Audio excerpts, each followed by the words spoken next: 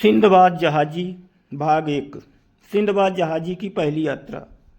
Sinbad ने कहा कि मैंने अच्छी खासी पैतृक संपत्ति पाई थी, किंतु मैंने नौजवानी की मूर्खताओं के वश में पड़कर उसे भोग विलास में उड़ा डाला।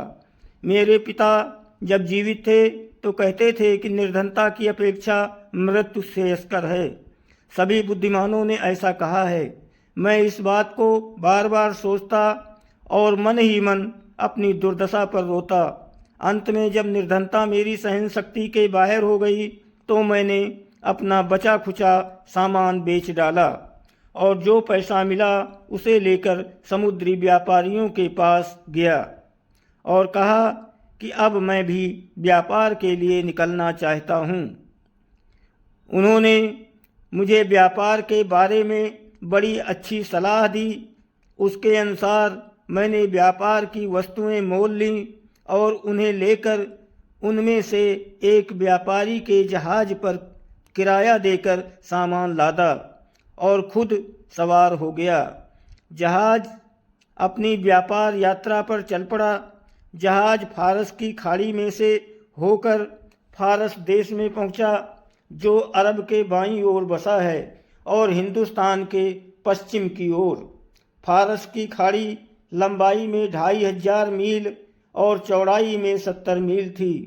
मुझे समुद्री यात्रा का अभ्यास नहीं था, इसलिए कई दिनों तक मैं समुद्री बीमारी से ग्रस्त रहा। फिर अच्छा हो गया।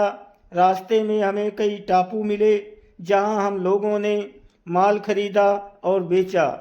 एक दिन हमारा जहाज पाल उड़ाए हुए जा रहा था, तभी हमारे सामने एक हरा भरा सुंदर द्वीप दिखाई दिया।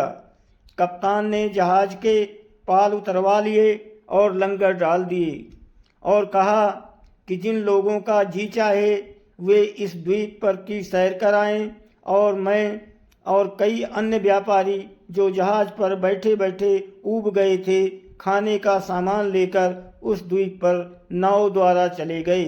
किंतु वो द्वीप उस समय हिलने लगा जब हमने खाना पकाने के लिए आग जलाई।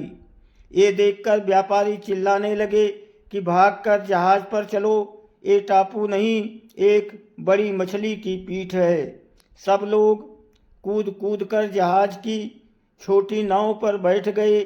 मैं अकुशलता के कारण ऐसा न कर सका। नाव जहाज की ओर चल पड़ी। इधर मछली ने, जो हमारे आग जलाने से जाग गई थी, पानी में गोता लगाया। मैं समुद्र में बहने लगा। मेरे हाथ में सिर्फ एक लकड़ी थी जिसे मैं जलाने के लिए लाया था। उसी के सहारे समुद्र में तैरने लगा।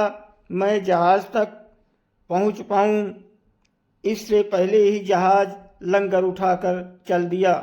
मैं पूरे एक दिन और एक रात उस अथाह जल में तैरता रहा। थकान ने मेरी सारी शक्ति हर ली और मैं तैरने के लिए हाथ पांव चलाने के योग भी न रहा। मैं डूबने ही वाला था कि एक बड़ी समुद्री लहर ने मुझे उछाल कर किनारे पर फेंक दिया। किंतु किनारा समतल नहीं था, बल्कि खड़े ढलवान वाला था। मैं किसी प्रकार मरता गिरता वृक्षों की जड़ें पकड़ता हुआ ऊपर पहुंचा और मुर्दे की भांति जमीन पर गिर पड़ा। जब सूर्योदय हुआ तो मेरा भूख से बुरा हाल हो गया। पैरों से चलने की शक्ति नहीं थी, इसलिए घुटनों के बल घिसटता हुआ चला। सौभाग्य से कुछ ही दूर पर मुझे मीठे पानी का एक सोता मिला, जिसका पानी पीकर मुझ में जान आ गई। मैंने तलाश करके कुछ मीठे फल और खाने लायक पत्तियां भी पाली और उनसे पेट भर लिया।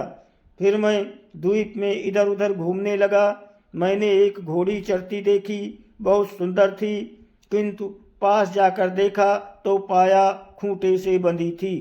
फिर पृथ्वी के नीचे से मुझे कुछ मनुष्यों के बोलने की आवाज़ आई और कुछ देर में एक आदमी जमीन से निकलकर मेरे पास आकर पूछने लगा कि तुम कौन हो, क्या करने आए हो। मैंने उसे अपना हाल बताया तो मुझे पकड़कर तहखाने में ले गया। वहाँ कई मनुष्य और थे, उन्होंने मुझे खाने को दिया। मैंने उनसे पूछा कि तुम लोग इस निर्जन द्वीप में तहखाने में बैठे क्या कर रहे हो। उन्होंने बताया, हम लोग बादशाह के साइस हैं, इस द्वीप के स्वामी बादशाह वर्ष भर में एक बार यहाँ अपनी अच्छी घोड़ियाँ भेजते हैं ताकि उन्हें दरियाई घोड़ों से गाभिन कराया जाए।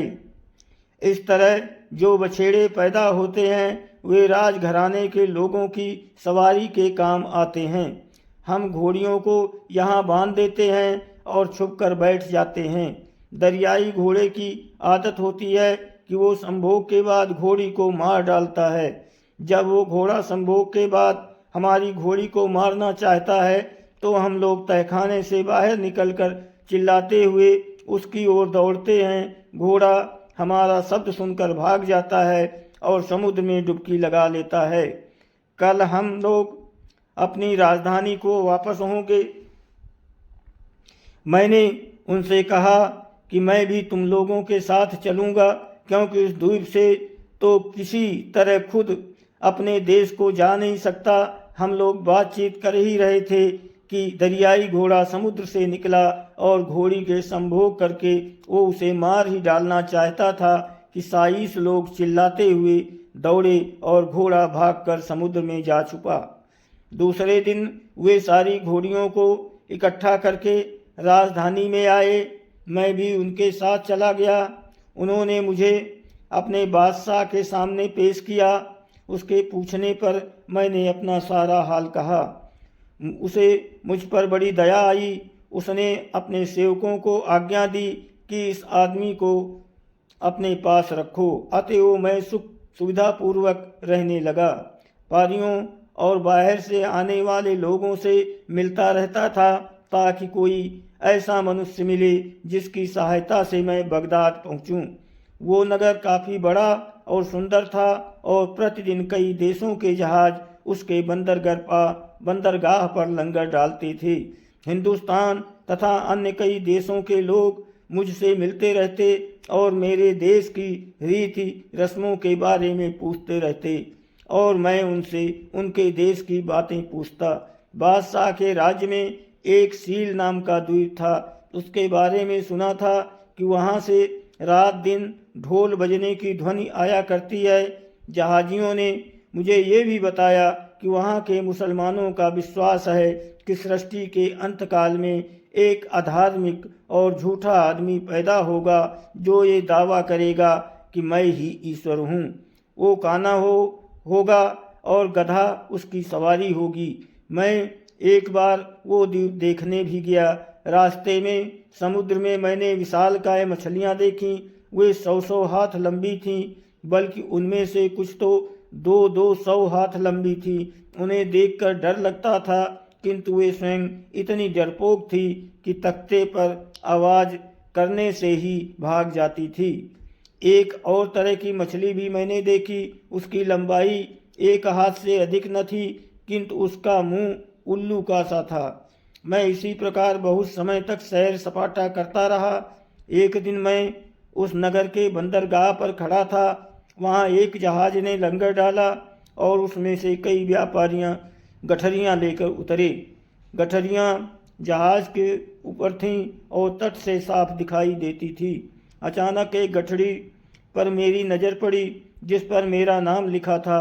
मैं पहचान गया कि ये गठरी वही गठरी है जिसे मैंने बसरा में जहाज पर लादा था।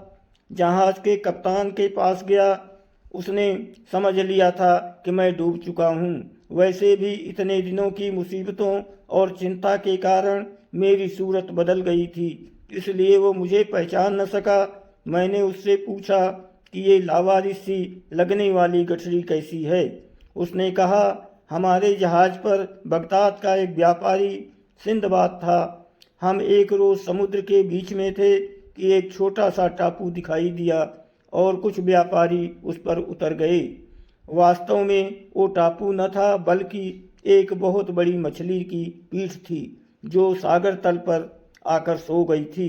जब व्यापारियों ने खाना बनाने के लिए उस पर आग जलाई तो पहले तो वो हिली, फिर समुद्र में गोता लगा गई। सारे व्यापारी नाव पर या तैरकर जहाज पर आ गए, किंतु बेचारा सिंदबाद वहीं डूब गया। ये गठरियाँ उसकी ही हैं। अब मैंने इरादा किया है इस गठरी का माल बेच दूं और इसका जो दाम मिले उसे बगदाद में सिंदबाद के परिवार वालों के पास पहुंचा दूं। मैंने उससे कहा कि जिस सिंदबाद को तुम मरा समझ रहे हो वो मैं ही हूँ, और ये गठरी तथा इसके साथ की गठरियाँ मेरी ही हैं। वो सब मेरे ही आदमी थे मेरे साथ जो आपके पास नाव में पहुँचे थे और नीचे बैठे हैं। मेरे आदमी का माल हथियाने के लिए तुम खुश हो। वैसे तो सख्त सूरत से भोले लगते हो, मगर ये क्या सूझी है कि इतना बड़ा छल करने को तैयार हो गए हो। मैंने स्वयं सिंदबाद को डूबते देखा है। इसके अतिरिक्त कई व्यापारी भी साक्षी हैं कि वो डूब गया है। मैं तुम्हारी बात पर कैसे विश्वास करूं? मैंने कहा, भाई कुछ सोच समझ कर बात करो। तुमने मेरा हाल तो सुना ही नहीं और मुझे झूठा बना दिया। उसने कहा, अच्छा बताओ अपना हाल। मैंने सारा हाल बताया कि किस प्रकार लकड़ी के सहारे तैरता रहा और 24 घंटे समुद्र में तैरने के बाद निर्जन द्वीप में पहुंचा, और किस तरह से बादशाह के साइसों ने मुझे वहां से लाकर बादशाह के सामने पेश किया। कप्तान को पहले तो मेरी कहानी पर विश्वास न हुआ, तो उसने मुझे देखा और अन्य व्यापारियों को भी पहचानने के लिए कहा। मैंने कुछ देर में मुझे पहचान लिया और कहा कि वास्तव में ये सिंदबाद ही है। सब लोग मुझे नया जीवन पाने पर बधाई और भगवान को धन्यवाद देने लगे। कप्तान ने मुझे गले लगाकर कहा, ईश्वर की बड़ी दया है कि तुम बच गए। अब तुम अपना माल संभालो और इसे जिस प्रकार चाहो बेचो। मैंने कप्तान की ईमानदारी की बड़ी प्रशंसा की और कहा कि मेरे माल में से थोड़ा सा तुम भी ले लो, किंतु उसने कुछ भी नहीं लिया, सारा माल मुझे दे दिया। मैंने अपने सामान में से कुछ सुंदर और बहुमूल्य वस्तुएं बादशाह को भेंट की। उसने पूछा, तुझे ये मूल्यवान वस्तुएं कहाँ से मिली? मैंने उसे पूरा हाल सुनाया। वो ये सुनकर बहुत खुश हुआ। उसने मेरी भेंट सहर्ष स्वीकार कर ली और उसके बदले में उनसे कहीं अधिक मूल्यवान वस्तुएं मुझे दे दी। मैं उनसे विदा होकर फिर जहाज पर आया और अपना माल बेचकर उस देश की पैदावार यथा चंदन, आबनूस, कपूर, जायफल, लौंग, काली मिर्च आदि ली और फिर जहाज पर सवार हो गया। कई देशों और टापुओं से होता हुआ हमारा जहाज बसरा के बंदरगाह पहुंचा। वहां से स्थल मार्ग से बगदाद आया। इस व्यापार में मुझे 1,00,000 दीनार का लाभ हुआ। मैं अपने परिवार वालों और बंधु बांधवों से मिलकर बड़ा प्रसन्न हुआ। मैंने एक विशाल भवन बनवाया और कई दास और दासियां खरीदे और आनंद से रहने लगा। कुछ ही दिनों में मैं अपनी यात्रा के कष्टों को भूल गया। सिंदबाद ने अपनी कहानी पूरी करके गाने बजाने वालों से, जो उसके यात्रा वर्णन के समय चुप हो गए थे, दोबारा गाना बजाना शुरू करने को कहा। इन्हीं बातों में रात हो गई। सिंदबाद ने 400 दिनारों की एक थैली मंगाकर हिंदबाद को दी और कहा कि अब तुम अपने घर जाओ, कल फिर इसी समय आना तो मैं तुम्हें अपनी यात्राओं की और कहानियाँ सुनाऊंगा। हिंदबाद ने इतना धन पहले कभी नहीं देखा था। उसने सिंदबाद को बहुत धन्यवाद दिया। उसके आदेश के अनुसार हिंदबाद दूसरे अच्छे और नए वस्त्र पहनकर उसके घर आया। सिंदबाद उसे देखकर प्रसन्न हुआ और उसने मुस्कुराकर हिंदबाद से उसकी कुशल क्षेम पूछी।